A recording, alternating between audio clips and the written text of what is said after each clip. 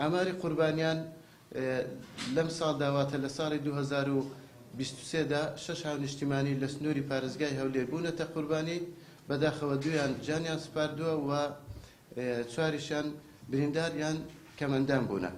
لە سنووری پارێزگای هەولێر قەزای چۆمان بە ڕیزبەندی یەکەم دێ لە ناوچەی پیس بوو و لەبەرەوەی سنووری ئیدارەی سۆران هەموو قەزایەکانی سنووری ئیدارەی سۆران ڕێژەیەکی زۆر مین و تەقەمەنی لێیە، بۆیە ئێرە سنووری ئیدارەی سۆران سەخی ناوچە مەترسیدارەکانە بە مین و تەقەمەنی جەنجی، بۆیە زیاترین و زۆرترین هەوڵی بەڕێوەبەرایەتی گشتیمان لە سنووری ئیدارەی سەربەخۆی سۆران بووە و زیاتری ساڵاتچیەکانمان لەو سنوورەدا جێبەجێ کردووە.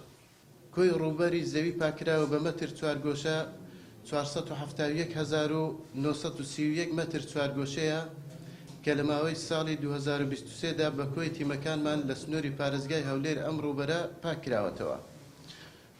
ژمارەی چێلگەمینی پاکراوە کە ڕادەستی خاوەنەکانیان کراوەتەوە 8 چێلگەمینە کە ڕووبەرەکەیان دەگاتە 330,883 مەتر دووجا.